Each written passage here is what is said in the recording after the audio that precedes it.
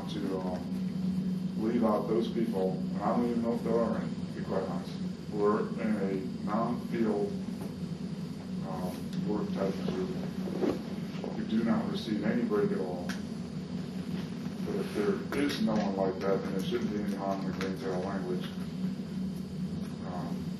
We're taking, like you said, we're breaking them off into two groups. We have field and non-field. The field is being addressed with this new language of non-field, essentially all the groups are maintaining the status quo with respect to break scheduling, provided break scheduling. I don't want to say provided they receive breaks because then it seems contingent that you're going to maintain the status quo if they currently receive breaks. I want to make sure that everyone receives a break. What about the people that don't want a break? There aren't they? There are a lot of people that, oh geez. Well, I understand that. I mean, That's it sounds weird, but I've seen that time and time. Well, that's the record-keeping dilemma, which is what if somebody keeps their own little notebook and shows up a year later and says, oh, you know what, everybody else took a break, but I've got 46 hours of time when I didn't take a break. Well, then I would say that we show that worker, this is your collective bargaining agreement, and it says you shall be granted a break. If you didn't take advantage of your contract language, don't come barking at me. You have a contractual right to take a break, and you chose not to every day, effectively working for free. The contract helps you in those situations. I believe so.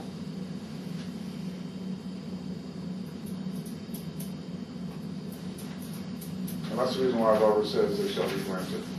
Because I am fully aware that there are people out there, for whatever reason, feel they want to work through their lunch and feel that they want to work through their breaks and not take breaks. And they can't come back to you and claim that they have a 2-year wage and hour lawsuit against the county because you denied them an opportunity. No, I didn't deny you anything, worker. Take a look at this union contract that covers your conditions. Well, I'm not aware of it. Well, that's not my problem. And chances are they're not going to be members, so.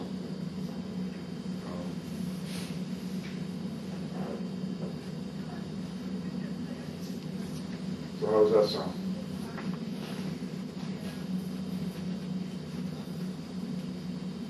I'm not sure what you're doing with the status quo. All of the groups shall maintain the status quo with respect to break scheduling. And then I want to add something, unless I see somebody to help.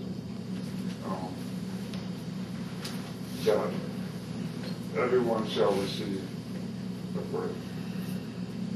So all of the groups shall maintain the status quo with respect to break scheduling, meaning that this language that we're contemplating in the second paragraph does not apply to them, but the second and fourth quarter language doesn't apply to them.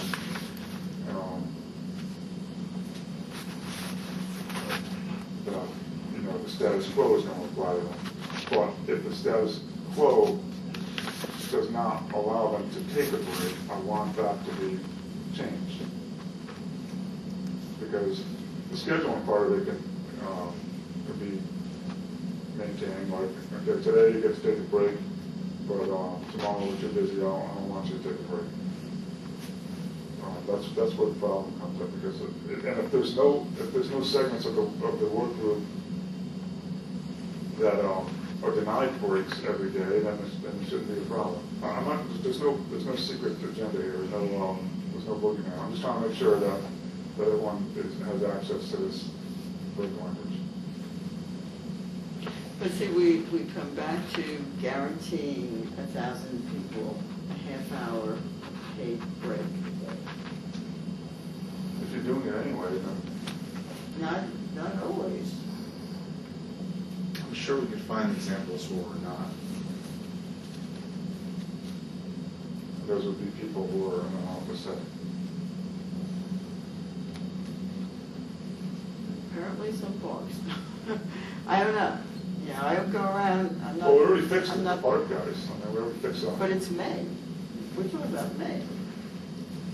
All right, now wait a second now. Am I misunderstanding something? In the first sentence, It's may, not shall. Employees in work groups with the exception, field work groups with the exception of public transportation shall be granted. May be granted is our May proposal. be given to. Then we're just sitting here writing notes on paper that could just be crumpled up and thrown in the garbage and it's meaningless. Why would I possibly agree to that? And if you said it earlier, I'm sure you did, I apparently missed it because I was writing something down. I have no intention of changing shall to may. May means you can do it whenever you want and you cannot do it whenever you want. Why would we bind ourselves? Why would we bind the county to 500 hours of breaks per day? Because you already are. Paid. Because you already are for a majority of that. If I asked any one of your members if they wanted to have their 15 minutes in the morning and 15 minutes in the afternoon in the same way that they have their lunch, which is unpaid, what do you think they'd say? Is it important enough for them to buy those breaks? Give them to us, it's already, we've been receiving them forever now. Under the status quo. But you don't like the status quo. The status quo is that the guy that's in parks, and he's out mowing the field, and he's not a popular guy with his supervisor, and it's 100 degrees out, and the supervisor says, there's nothing saying that we have to give you a break. By putting may in there, I understand the break times may be determined by the supervisor, but employees shall be granted 2 15-minute breaks.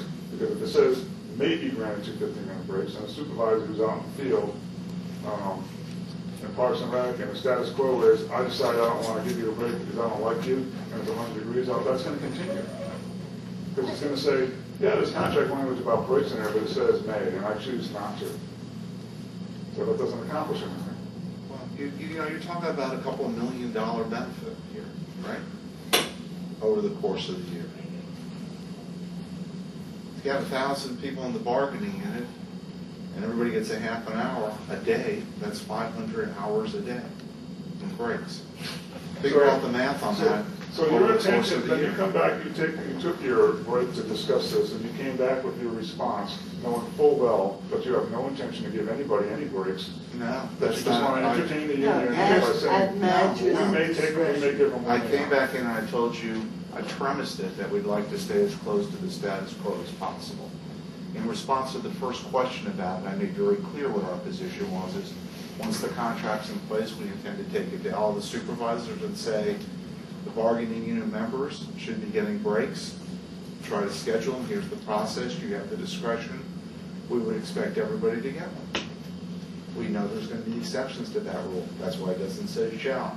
So no, don't tell me what I intended to do. What I intended to do, I communicated across the table to you and in response to the first question about it. So don't paint it some other way.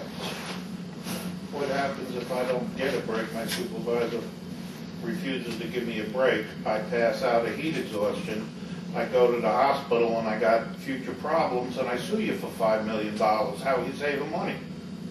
I'll leave that to the county attorney. You know, Why not shall? I mean, I understand that you said you're going to go to supervisor, say, hey, it says right here in Article 43 that you have to give these guys a break. I'll be like this. No, it doesn't. It says I may give them a break. There's no way to go say, hey, I get a break. I'm on here with son. Why But you did you give me a guys break? are getting breaks. Yeah, so exactly. So why can't I say shall have a break? I don't get it. And well, the you've been issue getting it of- without it saying shall. Yeah, but it's not. But we don't have it in writing. It's not guaranteed. You can take it away tomorrow. And the issue of All right. somebody out in the hot sun working, that becomes a safety issue, and that should be, any safety issue needs to be reported. Yeah, so if they're not reporting it, that's on them. Look, I can't take it away tomorrow because we've already agreed that we would honor the status quo, all right? So, no, I can't take it away tomorrow. But All right, and even without language in the contract, we've already agreed that we would honor the status quo on issues that are not addressed in the collective bargaining agreement.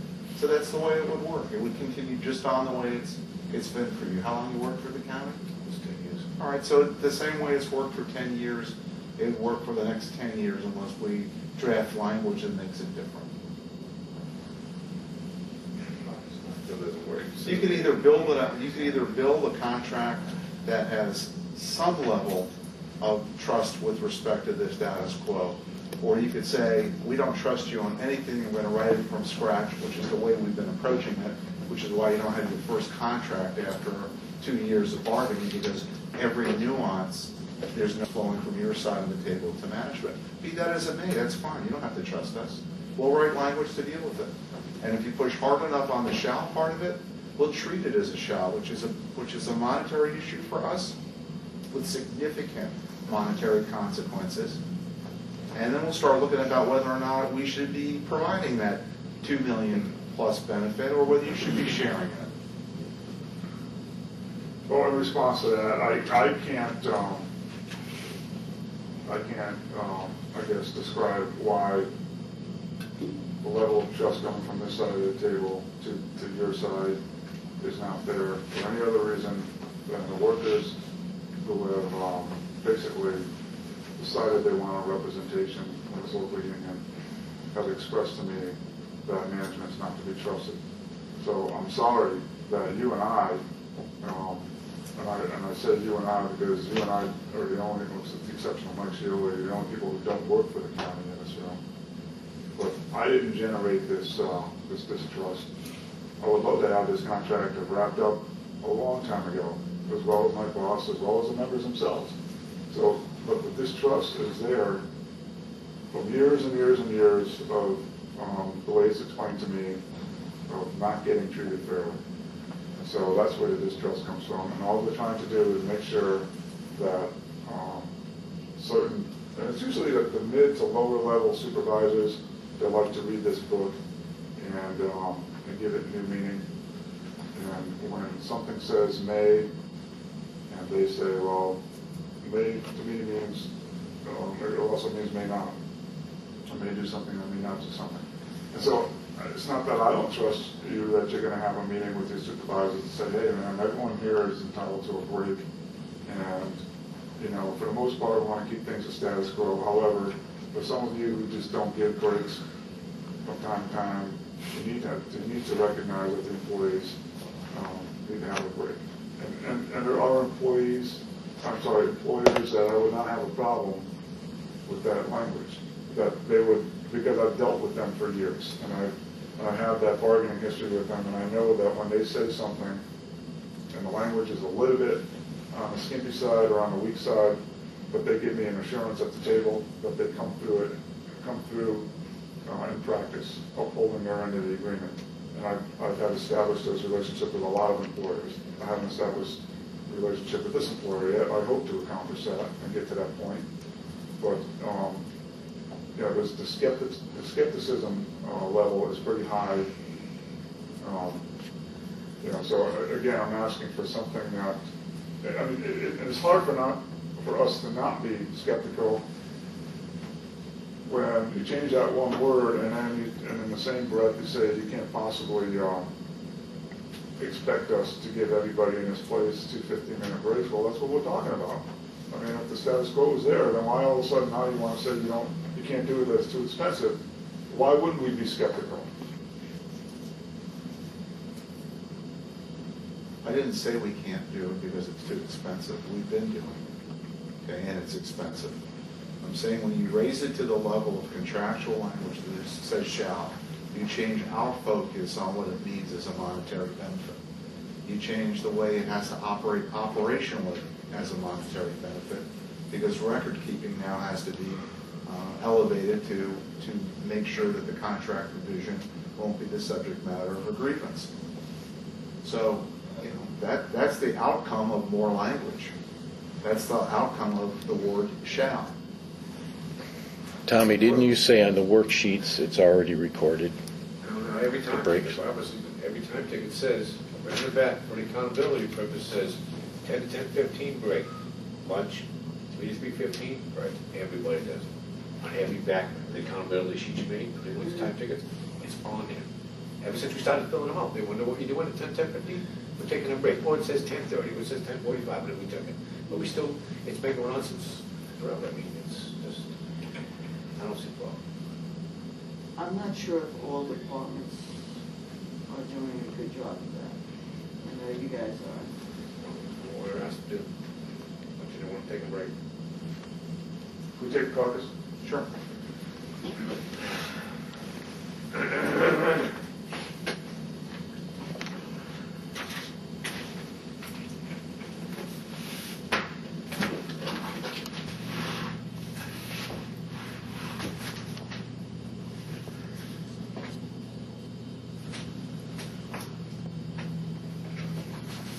Okay, we're back on at 11:11. Well, I talked to my committee, and they seem to be in a trusting mood today. And we're willing to agree to the language as discussed in the second paragraph if we can unstrike the halfway point in the lunch things. I don't know if you guys still have a problem with that or not. However, in the first paragraph where it says, however, the supervisor shall make every effort to schedule lunch break as close to the halfway point of the employee's shift as possible. And it still has a discretion, it just shows that there's an intent and a willingness to make the lunch in the middle of the workday. And with that, we would be willing to agree to employees, in the second paragraph, we'll agree employees and field work groups, with the exception of public transportation, may be granted 2 15-minute paid breaks per shift, one before the unpaid lunch break and one after. The break start times may be determined by the supervisor. However, the supervisor shall make every effort to schedule the breaks as close to the start of the second and fourth quarters of the employee's shift as possible. All other work groups shall maintain the status quo with respect to break scheduling, period.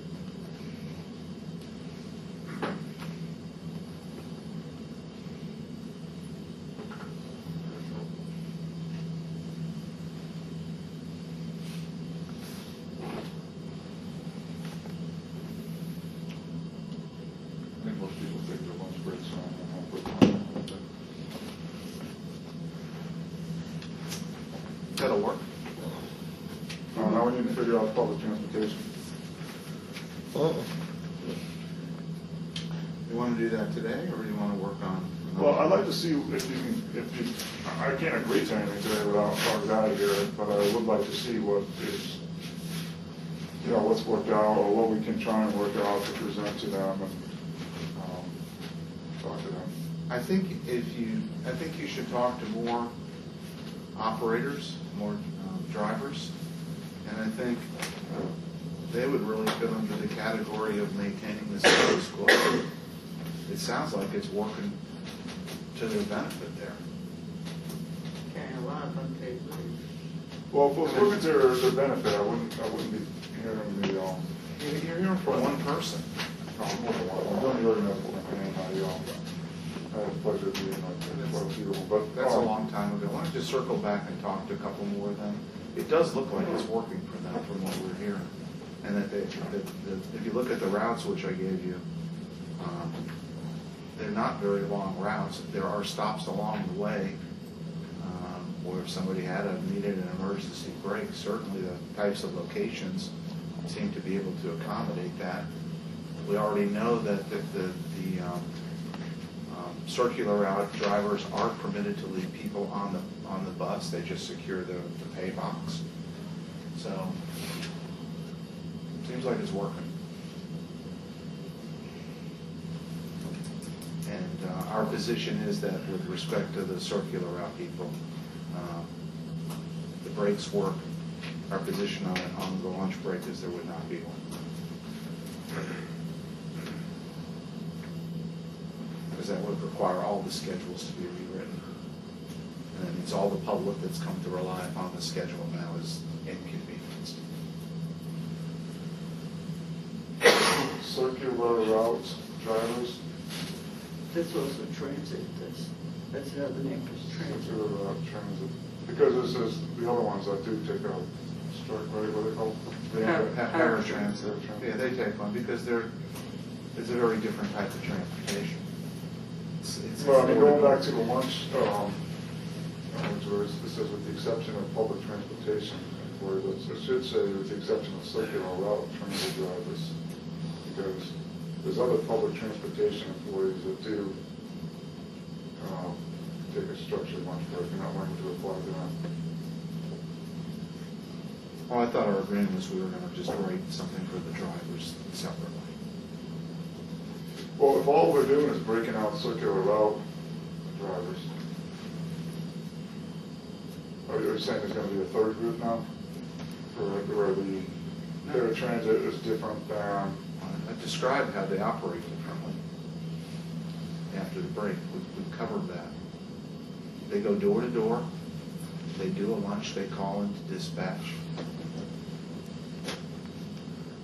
but would They that have language, breaks. would that first paragraph not work for them?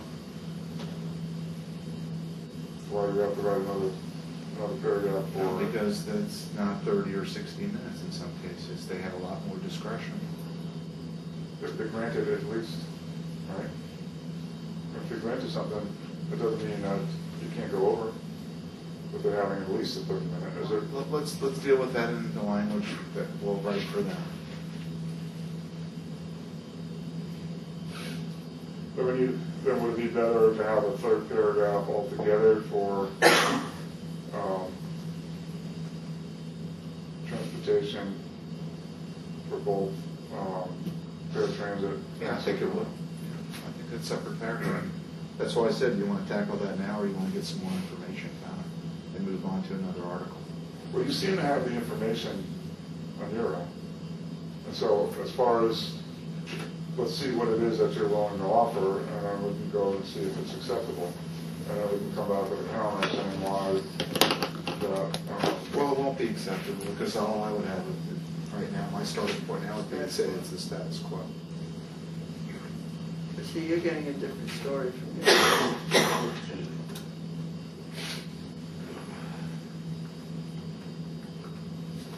I'm satisfied from what I heard directly is that the status quo works for both management's benefit and the employee benefit.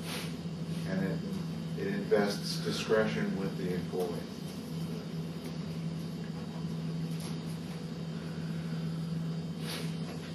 And because there's a dispatcher, there's a higher level of accountability on the time, so we're comfortable that we don't have to write a new rule to deal with timekeeping on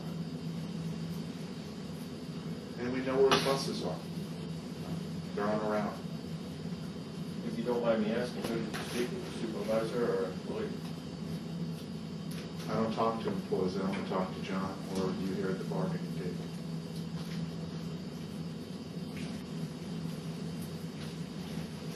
all right, well, then I guess we're done talking about this, right? We'll see if the status quo is going to work for the guys, and if it's not, then what is the solution? So at least we got the first two paragraphs flushed out, right?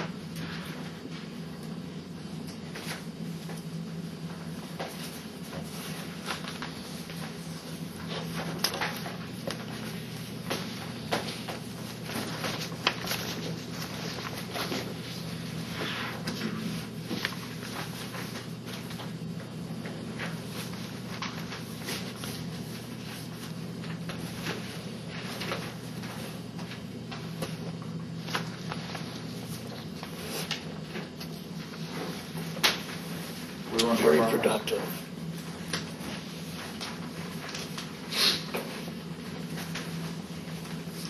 Whole session out of fucking brain. We ain't done.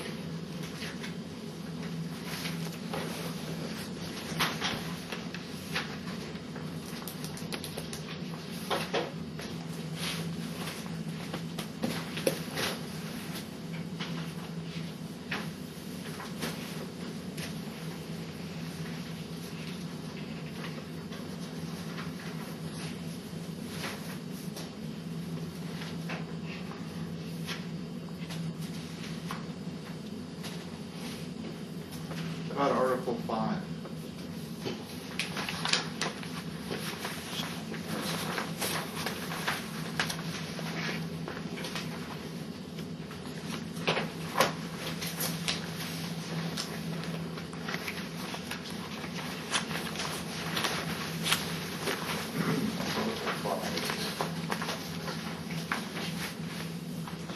I must have done a list of, I have a sign one.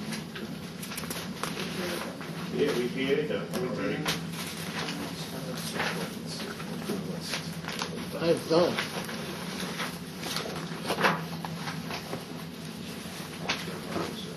Yeah, we do. Never mind.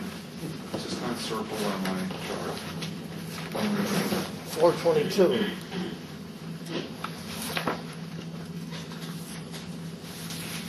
How about 9? Union dues deduction?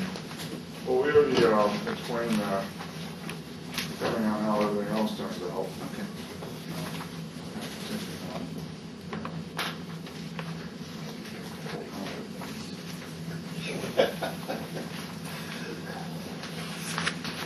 Is there anything that we can talk about with the wage proposal?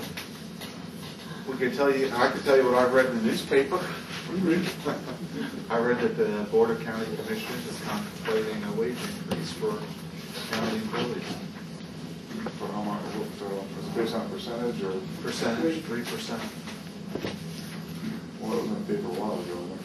Yeah, well, it's still, Takes a long time for the papers to get to me. well, we're getting very close to the proposed deadline for the budget, and it's still in there.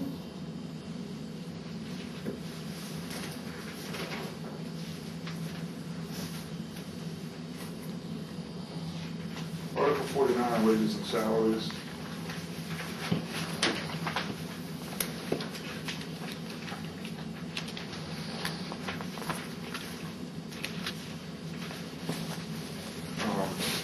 Yeah, the last proposal. The dollar an hour. Well, yeah, I left that one out, but it's the third paragraph, the second and third paragraph, so we, And when we get to your, it's 67 out of 75. oh, I thought you were talking about something you.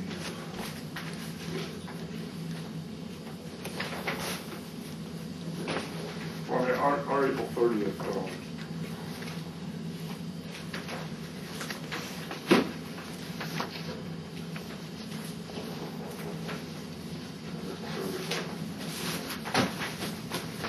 So how about for fiscal year 13-14, we provide for the base wage adjustment adopted by the Board of County Commissioners for other county employees? well, that's gonna happen anyway. Not for you all.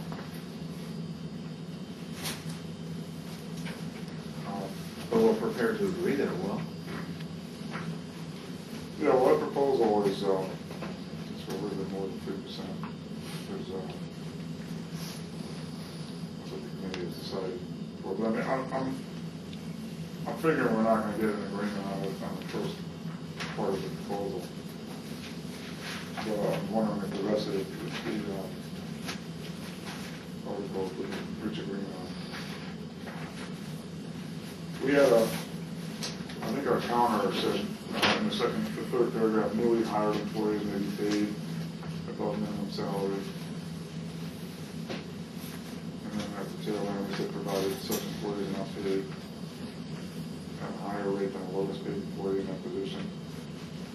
You remember seeing that proposal? Is this your last proposal?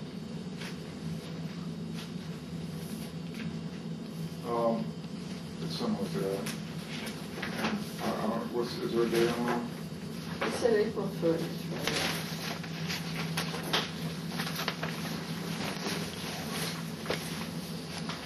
I have a packet from you for April 30th. Is there a date on that one you just showed me? Is it, okay, how about that one? That's the one. That's the one. That's it, April 30th. All right, let me work on that. You guys will have that, right? Remember it's what you need. Our concern is that, you know, people coming in off the street, that they're not going to just, because of pay range,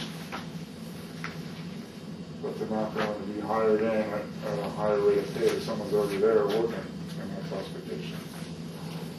But they would start at the bottom, and if you want to raise the bottom, that's fine, but you're going to raise the bottom for whoever else is making less than that. But you're not taking into account education, experience, all that other stuff. If their experience in there is all gained somewhere else. If you want to hire them into a managerial position, you can pay them whatever you want to pay. But if you're hiring them as a rank and file employee into a bargaining unit classification, and there is an established pay range, either tighten up the pay range if you need to, or when you hire them off the street. I mean, let's face it, most of our jobs are bargaining unit positions are rank and file, and not necessarily,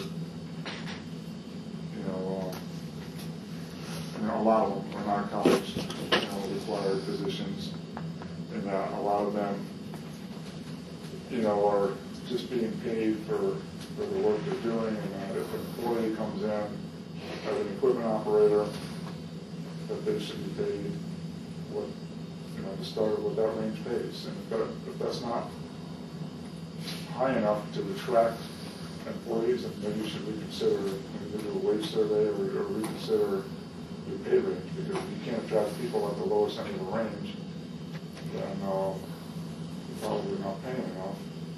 And we think it's patently unfair that if you're going to hire somebody in as an equipment operator in a pay range, as an example, from $10 to $15 an hour, and we have 4 or 5 people making $11 an hour, but you want to hire someone who says he's got all kinds of experience doing this for years and years and years, and pay him $13 an hour, when we have 2 employees that have been working and proving themselves in that classification.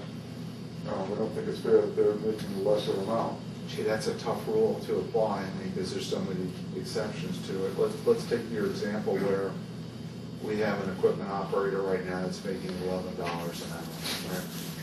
And they were hired last year at $10.75. Now they're at $11.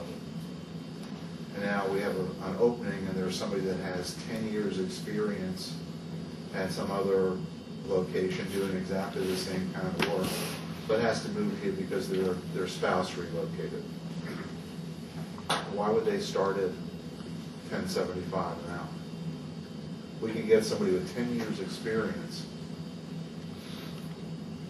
pay them a little bit more to compensate them for their experience. Why would we start them lower than the 1-year employee? Well, coming from a guy who has no use for seniority, I find that a little bit surprising. But the guy with all that time and experience, if he's doing the same job function as a guy that has 1 year of experience, obviously the guy who has 1 year of experience or 1 year of seniority is doing the job to the satisfaction of the county. It's not a seniority issue, it's a skill issue. Well, how could, if 2 people are performing the same job, that's the point I was getting to, if you'd let me finish, if 2 people are performing the same job, how is it that all those years of experience is going to benefit one from the other when they're both performing the same job? I understand a person with 10 years of experience may qualify to be an equipment operator 2 or 3 or above. I get that. Well, then hire him a higher classification because you feel he's more qualified. John, come on, that's a ridiculous argument, because that's like saying that everybody in the classification should be paid the same amount of money, regardless of the years of experience. Why don't I just keep paying the person $10.75 an hour? They're still operating the same piece of equipment that they operated last year. Well, explain to me, when someone hits the top of the pay range, what happens? They're frozen at the top of the pay range. And how long does it take them to get to the top of the pay range? Depends position by position. Okay, well, let's just say in a specific position it took 4 years to get to the top of the pay range, or 5 years to get to the top of the pay range. You got a guy there who has 5 years, 6 years, 7 years, 10 years, 25, 28, and 31 years. You have no problem paying them all the top of the pay range in that situation. Well, right? your members shouldn't covet somebody else's paycheck. No, answer the question, right? That's correct, right? So a guy with 32 years experience and a guy with 5 years experience are making the same amount of money performing the same type of work. And that's acceptable because the county has a cap on what the pay range is. Correct? We have a range right now. Your argument Is is that in correct? favor I'm of just asking for a lowering. yes. Can I hear a yes? Yes, that's Sure. correct. Yeah, You that's don't correct. have a problem paying someone with 32 years experience the same as someone with 5 years experience if they're both making the top of their pay range. If that's acceptable, then why is it not acceptable to pay the person who's coming in at an entry-level position to pay them the entry-level rate of pay? And if that pay is not great enough, then to raise the level for all of those people that are in that classification. How is that not fair? Well, it's as fair as paying them at the top of the range. We're not suggesting to pay them at the bottom or the top. We're saying you find the right place for them in the range, based upon their experience. But everybody in the range is going to hit the ceiling if they're there long enough anyway, right? And it's only up to the top of the range, our language. You know when this comes up with this group of employees, there's some job titles where once somebody starts working, they get additional training, certifications, etc. You might have somebody who, say, worked in Hernando County, apply for this job, who already has whatever certifications that everybody else normally gets. Case like that, you're going to bring that person in higher than the entry level because you're not going to invest all the time and money to get the certificate. Well, then I would think that you would need to tighten up on your job descriptions, because if you're having someone requiring to have job certifications to perform their job function, that they should be paid appropriately. And I've said this many times, if someone goes to school to be a brain surgeon, but they're coming to the county to work as an equipment operator, what is the use of having that degree or that skill of being a brain surgeon when it's not needed for their job? What is needed should be on the job description, and then you hire those people if they can meet those job description requirements. And when they do so, you pay them accordingly. And so the person who comes from Hernando County, in your example, who has all these different certifications, they're either going to be required for the job or they're not. And if they're required for the job, that's great. The person who's in there, already working there, is going to have those same certifications too. Otherwise, they wouldn't be in that position. If they're not required to do a job, it has nothing to do with other than the price of tea in China. Because if it's not needed for the job, then why reward something for something that's not necessary for the job? I'm not saying something that's not needed for the job. If it's needed for the job, then why wouldn't it be There's a in lot the of job things description that or you allow requirement them, for the job? you allow them to do it later, within a certain time period. And it's right on the job description. If it is in a job description, then why is it that you have people in that job that don't have It the minimum says do it requirements? within a year, 6 months, year and a half, whatever.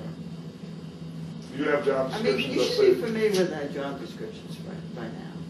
I'm it's familiar in- with employers keeping things vague and ambiguous It's in job pretty- descriptions. I'm quite familiar with that. No, it's not vague. It's like you need to get this certification within a set time period. I think what she's talking about, take an electrical inspector. They come in, if 3 years, you're given a provisional license. At the end of the 3 years, you gotta pass your P&P and your electrical inspector's license. And then you get your license. If you don't do it in 3 years, you're out. And what she's saying is somebody already has that thing, they wanna pay him more. Well, at the end of 3 years, he's still doing the same job. And the guy that came in off the street is going to be still ahead of the guy who got his certifications in the allotted amount of time that you gave him. In other words, you gave a guy, listen, in 2 years you need to get this and this and this and this if you want to continue working in this position. He says, okay, great, I got 2 years to do it. 12 months goes by, he's halfway there, 18 months, he's 3/4 of the way there, and then you hire some guy off the street who already has them, and you want to pay him more, when it's not fair to the guy who says, hey, you told me I had 2 years to get these certifications, and I'm well on my way. I'm on my course to get them. By the end of 2 years, I will have that. So at the end of 2 years, the person who came in off the street is going to be, as an example, 50 cents more an hour, whatever you thought, they might be in a pay range. He's going to forever be behind that person. But he had more education. He did. Not Until necessarily. Not necessarily. Up to 2 years he did. Once it got caught up to him, now they're equal.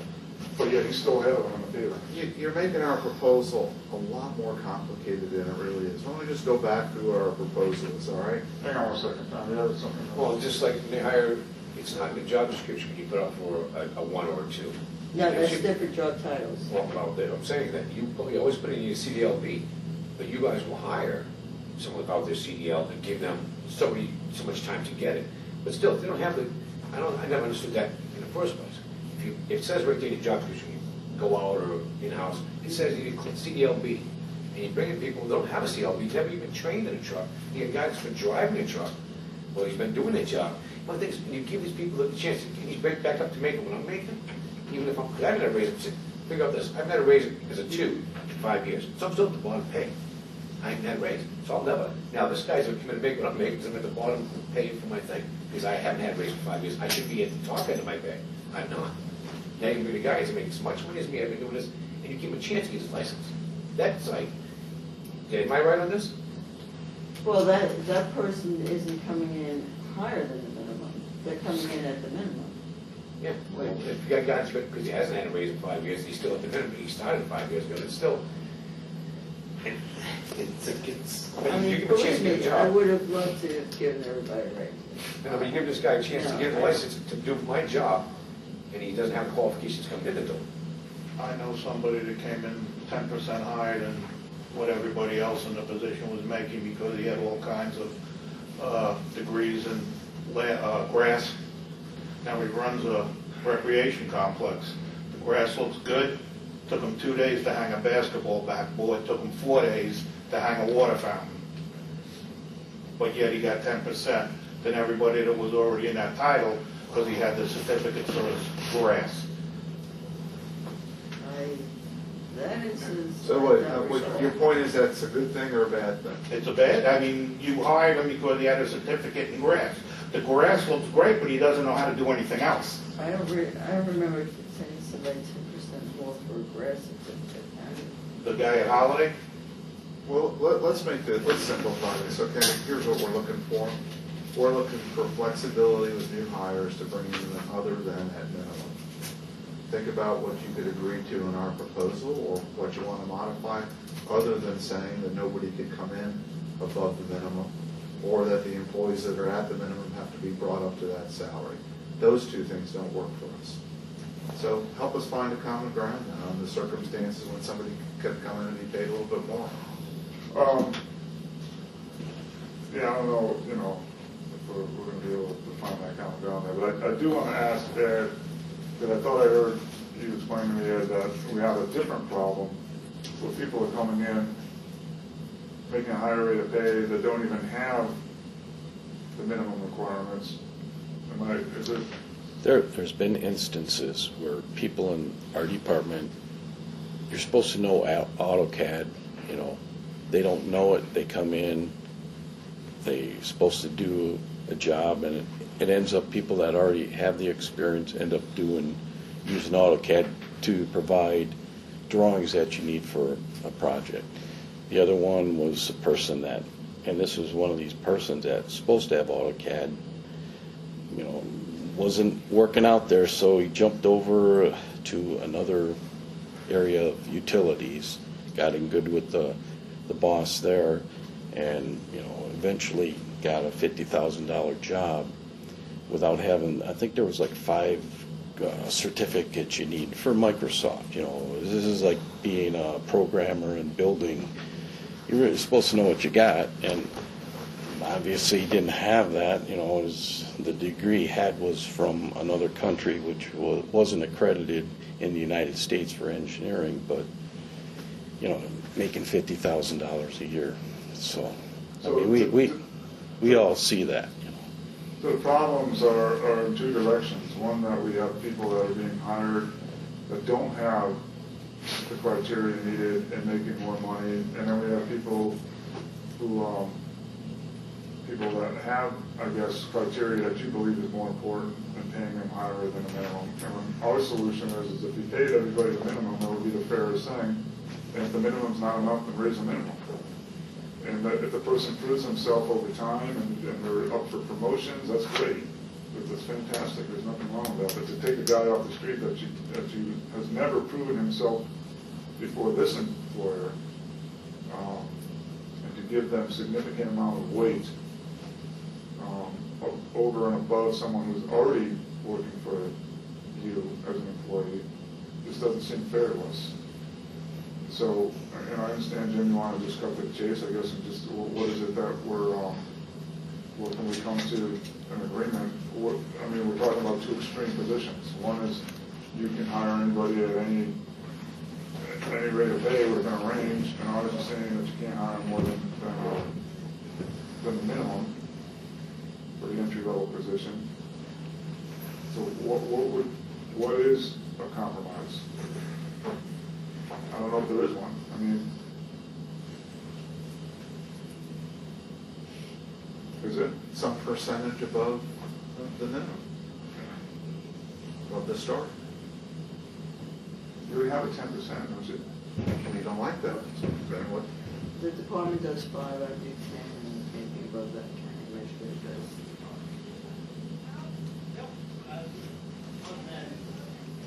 Can we take a break for a second? Sure.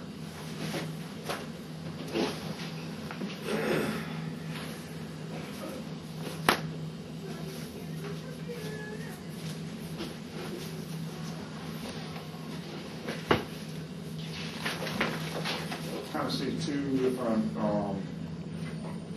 different scenarios of why someone would get a maximum of 10% more.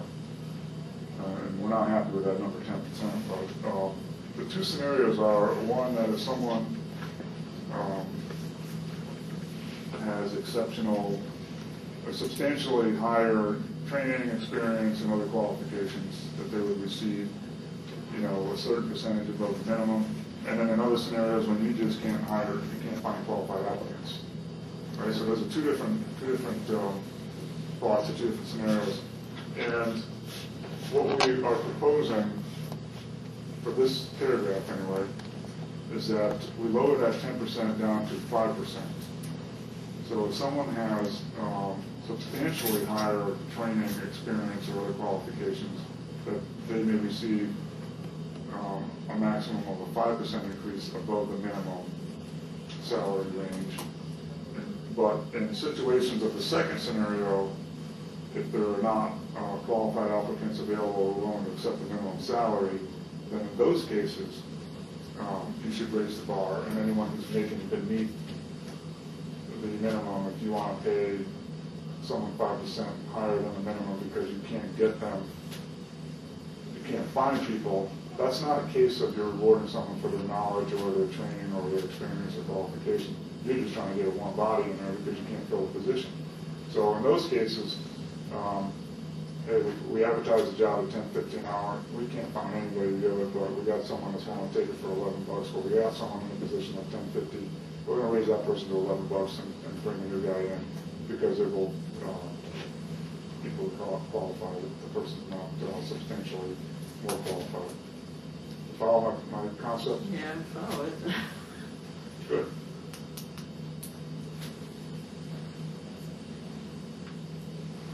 I mean, we get the first part. Someone's more valuable to you. So we want to reward them. And we're willing to go to 5%. But on the second part, the person's not any more valuable to you than the person who's there. In fact, it should be viewed that the person who is there is more valuable to you because you already have, time invested with them. And they've already proven themselves and doing well, or they wouldn't be there. So the second one, you don't care how much more because 5%. oh, it's only 5% for both, even though Well, it's 10% for both now, right? I mean, I don't care if you want to pay someone off the street 10% more than the minimum, and you're going to raise everyone else that's in that That's what position. That's fine. I don't have a problem with that. That's what I was clarifying, because you're only hurting your Right, people I mean, if you limit it to 5%. I was just kind of working off the current proposal. But yeah, if you want to, and again, to me, it sounds to me like it's a matter of you need to update your salary ranges for the market conditions in Pasco County. If you can't, job market conditions, if you can't find people to fill those positions, then you're probably not paying enough.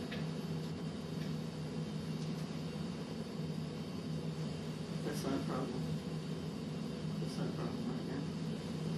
Yeah, it's probably the other way. We Yeah, could we probably, get more applicants than we could probably hire somebody that would otherwise be starting at 11 for 10.50. We wouldn't ask all the bargaining unit members to take a cut to 10.50.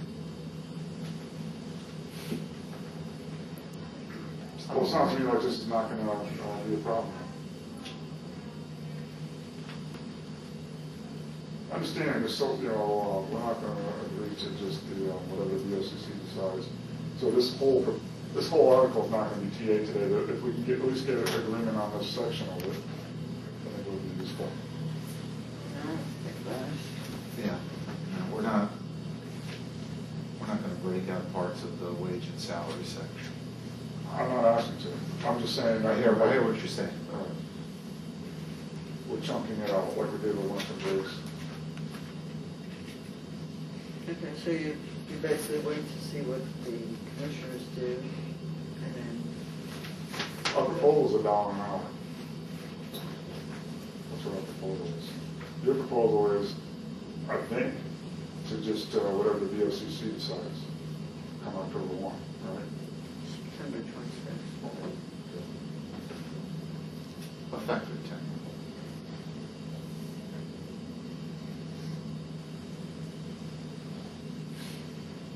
So, you're going to think about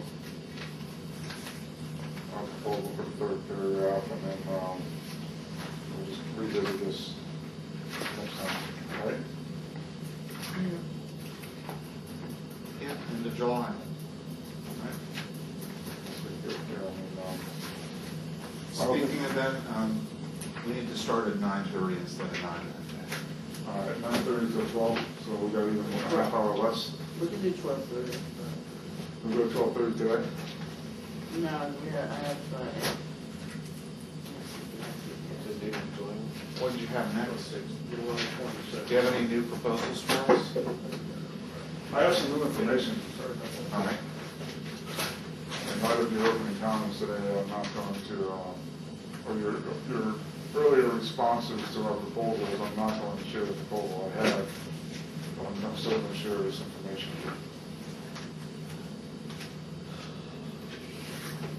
Let me see that.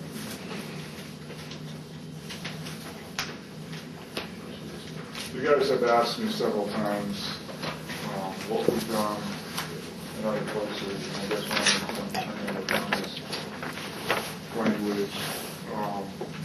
We have language in our contract that said that there will be written procedures developed for how seniority will apply. Remember that? That's what our proposal is. Right. And you say, well, you know, show me some of these written procedures. And I said, well, it's just in this last contract that that word written had been placed in there. It just had been oral procedures and past practices. But now that we have a new contract, I'm slowly going through the departments and getting some of the department heads or having meetings with HR to start getting some written procedures for how seniority applies. And I just, you know, threw out an email, it's public information anyway, from Scott Harper on page 1, where he's kind of summarizing the way seniority applies at the landfill. And on the second page, this was a document that, I just did this, I think on Friday or something, it was there, we had a meeting to talk about how things are done in utilities. And we've got this document, it's still being worked out, but it's pretty much captured what we discussed in our meeting. And the point I'm trying to make is that the language is working, and working well in Hernando County because we have a good relationship. You know, is it a bed of roses every day? No, it's not. We have disagreements from time to time, yeah, we do. But I think it's a great way to have a blanket proposal like the one we have given you. And as time goes on, work out, you know, and at this table, on our committee, we have a difference of opinion of how, you know, seniority should apply in some of these departments. Some have a long-standing practice of a wheel, which I describe as, you know, a person's given an opportunity to take or pass and move on. You guys know what a wheel is. And other ones is top-down seniority. And even on our side of the table here, there's different practices. And I just think that, you know, I got together with our committee and And it took pages and pages and pages of notes from our committee members of how things are done in their neck of the woods. And one thing that's clear is that it varies from department to department. However, most people, like to see seniority recognized, for three categories of job assignment, shift selection, and overtime. If nothing else, to start a wheel,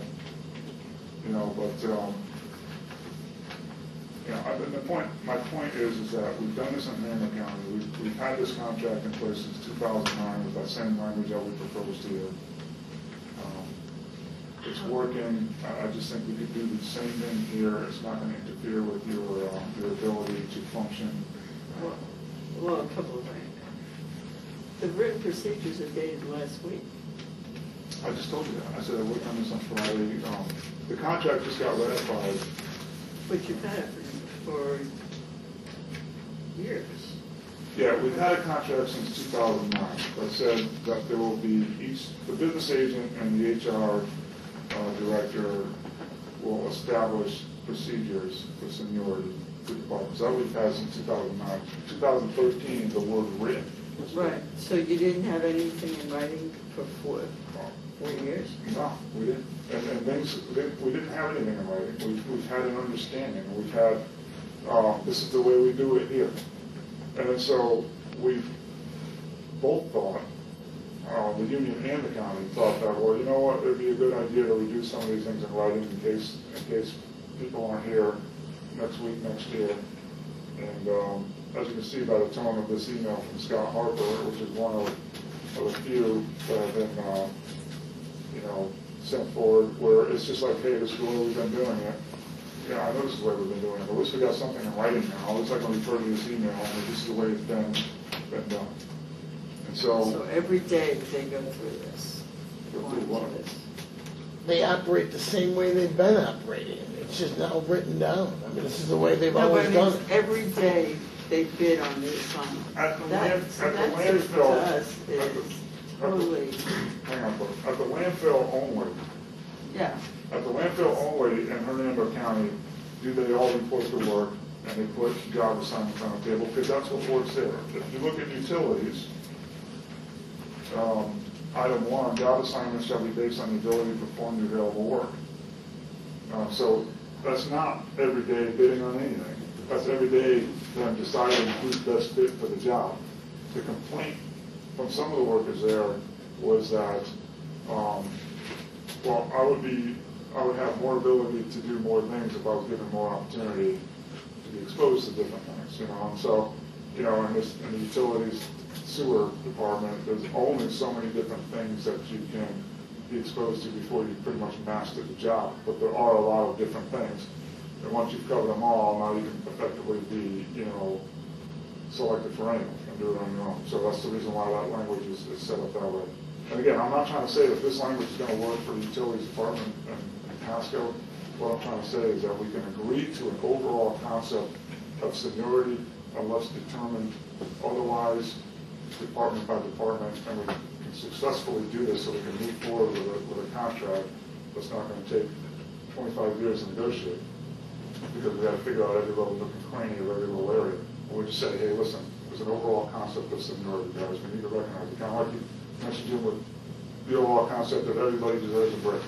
We understand extreme circumstances, maybe you can't get a break, but generally speaking, everybody deserves a break. Well, generally speaking, everything should be done by seniority. If there's some reason why you can't, well, let's talk about it. See, we have a fundamental difference about everything should be based on seniority. We think it should be, skill set, a million other things like that. I know we've had this conversation before. I know, but are you looking at this item 1 now? Yeah. The But- next page? Yeah, I did look at it. Okay, but On ability the to other perform thing, the available work. So what happens when you have 3 or 4 people that have the ability to perform the available work? Don't you think it's fair that, well, it depends on other things, but they're where are they? East versus west in the county. It's a big county, just a lot of other. Well, we have, like, I'll give the example of the mechanics. Tom is a mechanic, and it's understood that once you've completed your assignment of, say, working on a piece of equipment, when you're done, there's nothing else to do. Just because 2 days before, another guy got a more desirable job or an easier job, you don't get to bump him off that job. But that doesn't make sense. That doesn't, but the thing is, what happens when Tom and Bruce finish their jobs at the same time? And say, okay, well, we got a brake job coming in, or we got this nasty transmission job. Well, Bruce, you've been here longer than Tom. What would you prefer to do? Well, I'm going to do the transmission job. Okay, Bruce, but you're not qualified to work on transmissions. Yeah, that's right. Shoot. It's just common sense. Now, if Bruce is qualified to work on transmissions, and so is Tom, and Bruce decides he wants to do the brake job, and it's just not that difficult to make things flow. And It adds a whole nother step. Instead of the supervisor just saying, okay, you do this, you do that. But that's not what the members want. The members want to have this, and you already recognize, Barbara, and that's we keep coming to this thing. We've been talking for a long time. My suggestion is that you at least embrace the concept of doing things a little bit different, okay, than you have been doing, because the way things have been done is not acceptable to the workers, and we're just trying to find a reasonable way of doing things, that the job still gets done, that it gets done with integrity and quality and safety and everything else, but we have the workers having a little bit of say-so in which assignment they get, but they're both qualified to do. Well, and then the other thing that you said was, you are getting with the HR director over at Hernando to go through, iron out all these rules and everything. You know, after spending, I don't know how long negotiating a contract, then we have to negotiate all these procedures. I mean, that's a lot of extra work. Well, I'm trying to provide a solution to where we can at least get some closure to having a contract